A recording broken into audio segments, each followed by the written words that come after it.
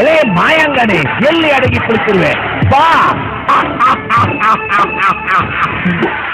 ನೀನು ಈ ಕ್ಷಣದಲ್ಲಿ ನನ್ನ ಎದುರಾಗದಿದ್ದಲ್ಲಿ ಈ ಕಲ್ಲನ್ನೇ ಪುಡಿಗಟ್ಟಿ ನಿನ್ನನ್ನು ಹೊರಕ್ಕೆಳೆದು ದರದರನ್ನೇ ಹೊರತಂದು ಚೆಂಡಾಡಿ ಬಿಡುವೆ.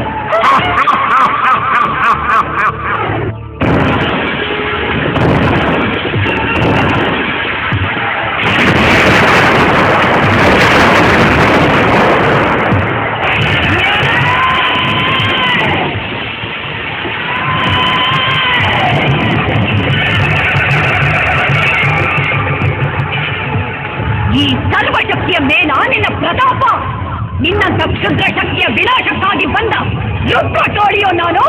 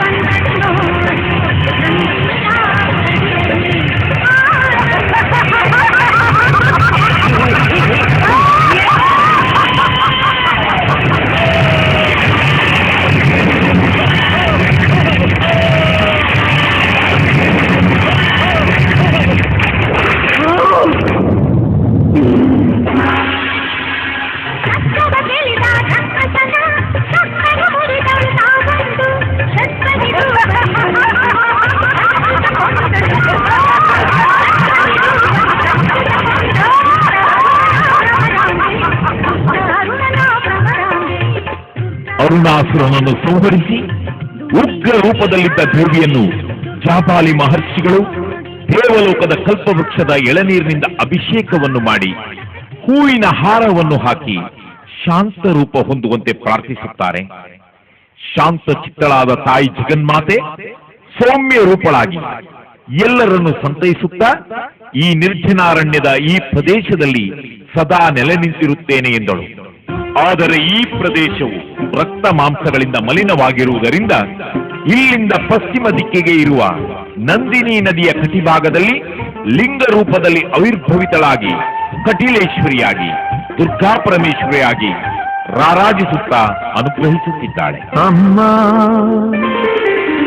ಅಮ್ಮ ಕಪಿಲೇಶ್ವರಿ ದೇವಿ ಶ್ರೀರಾಮರಿ, ಅಮ್ಮ ಕಪಿಲೇಶ್ವರಿ ದೇವಿ ಶ್ರೀರಾಮರಿ, ಕರುಣೆಯಲೊಮ್ಮೆ ಕಂಗಳ ತೆರೆದು ನಮ್ಮನು ನೋಡಮ್ಮ, ಕರುಣೆಯಲೊಮ್ಮೆ ಕಂಗಳ ತೆರೆದು ನಮ್ಮನು ನೋಡಮ್ಮ, ಅಮ್ಮ ಕಟೀಲ ದುರ್ಗಮ್ಮ. ಈ ಸ್ತಬ್ಧಚಿತ್ರದ ನಿರ್ಮಾಣ ಮತ್ತು ನಿರ್ವಹಣೆ ವರ್ಣ ಆರ್ಟ್ ಕಲರ್ಸ್.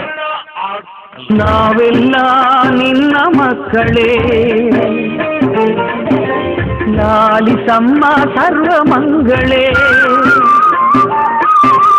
ನಾವೆಲ್ಲ ನಿನ್ನ ಮಕ್ಕಳೇ, ಲಾಲಿಸಮ್ಮ ಸರ್ವಮಂಗಳೇ, ನಿನ್ನ ಮಮತೆಯ ಮಡಿಲನು ಬಯಸಿ, ನಿನ್ನ ಮಮತೆಯ ಮಡಿಲನು ಬಯಸಿ, ನಿನ್ನ ಮಮತೆಯ ಮಡಿಲನ್ನು ಬಯಸಿ ಸಾರಿ ಬೇಡಿ ಬಂದೆವಮ್ಮ ಅಮ್ಮ.